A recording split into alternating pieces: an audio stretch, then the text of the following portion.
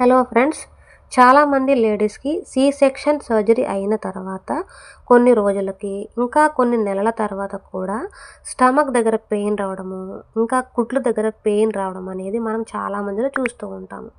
ఇట్లా ఎందుకు జరుగుతుంది, కాజెస్ ఏంటి, ఇప్పుడు మనం ఈ వీడియో ద్వారా తెలుసుకుందాం. కుట్లు లోపల స్టిచెస్ ఉంటాయి. అంటే బయట ఉన్న స్టిచెస్ 7 to 10 డేస్లో డ్రై అయిపోతాయి. కానీ లోపల ఉన్న స్టిచెస్ హీలింగ్ అవ్వడానికి 2 to 3 మంత్స్ టైం పడుతుంది. హీలింగ్ అయ్యే వరకు కూడా పెయిన్ అనేది వస్తుంది. అలాగే మజిల్స్ కట్ చేసి జాయిన్ చేస్తారు. సి సెక్షన్లో స్టమక్ మజిల్స్ ఓపెన్ చేస్తారు. అవి మళ్ళీ స్ట్రెంగ్త్ తెచ్చుకోవడానికి టైం అనేది పడుతుంది.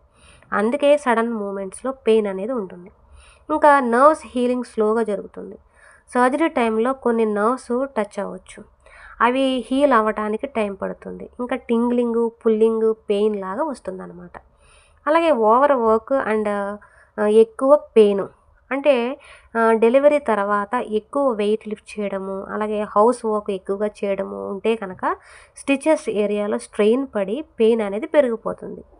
ఇంకా ఇన్ఫెక్షన్ అండ్ ఇన్ఫ్లమేషన్, ఇది కొంతమందిలో ఉంటుంది. ఏంటంటే కుట్లు దగ్గర రెడ్నెస్, హీట్, పస్, ఫీవర్ ఉంటే ఇన్ఫెక్షన్ అని కావచ్చు. ఇది ఇమ్మీడియట్గా మీరు డాక్టర్ని కలవాల్సిన సందర్భం అన్నమాట.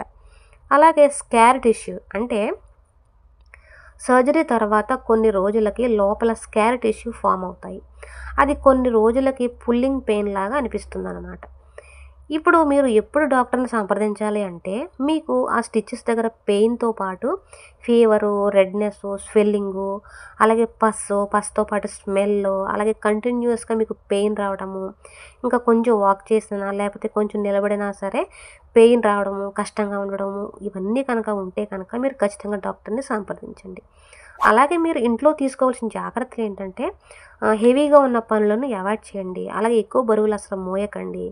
అలాగే వామ్ వాటర్తో మీరు కాంప్రెస్ చేసుకోవచ్చు స్టమక్ దగ్గర స్లోగా, ఏమీ కాదు.